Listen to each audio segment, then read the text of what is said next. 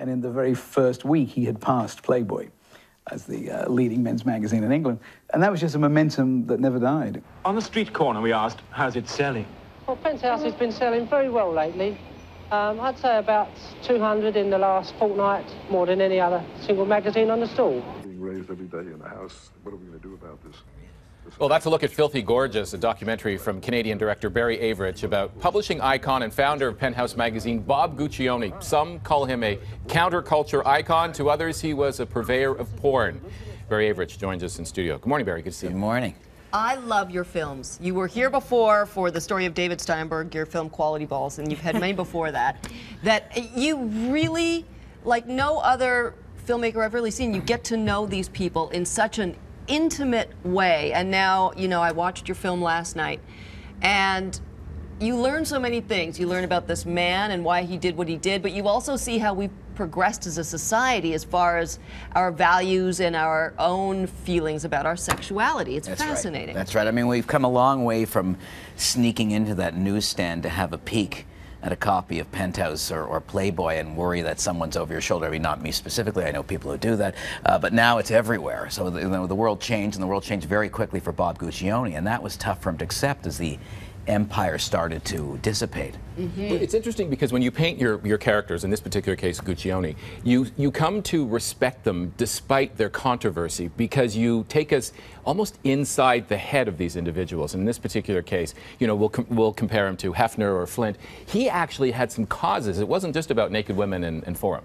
Well, that's what inspired me. I mean, I read his obituary, and it said, you know, the porn lion in the winter, the man who lost everything.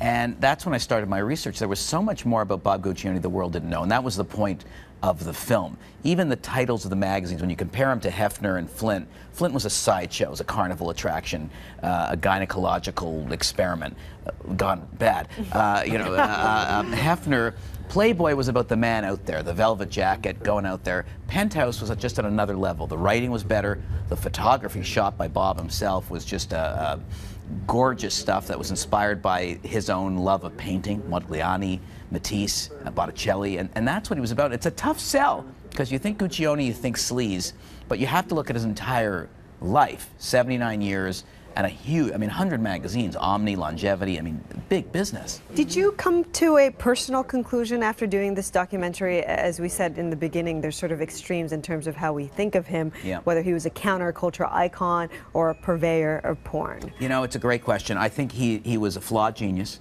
Most of us are flawed. Few of us are geniuses. I think he was both. I think that, you know, ultimately films like 300, 50 Shades of Grey, the book, and hopefully the film that will do well. I don't know, but anything that was that's a nod to eroticism is where Bob Guccione began. It didn't end up that way. We got desperate, wanted to push the magazine in a way harder editorial stance and pictorially, but you know that's because he'd missed the internet boom. Porn had moved to the internet, allegedly. So that's what that was about. But yeah, I think he was a pop culture icon. There's no question. You also bring in Bob Jr., and there was a falling out for many years. They did rekindle at the end. But was it tough to convince Jr.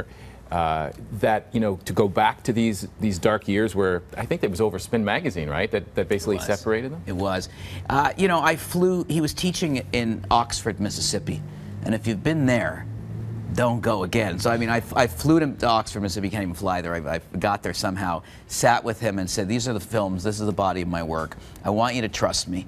Here's what I want to tell the world about your dad. So it was a little bit of a dance, and then, you know, it was a seduction. He got there, and it was painful. I flew him in a couple of weeks ago to see the film before TIFF, and I left him alone in a room after the film. He was emotional and cried for an hour. He missed his father. He just spent an hour and a half with his father again, and it was. I cried seeing him cry.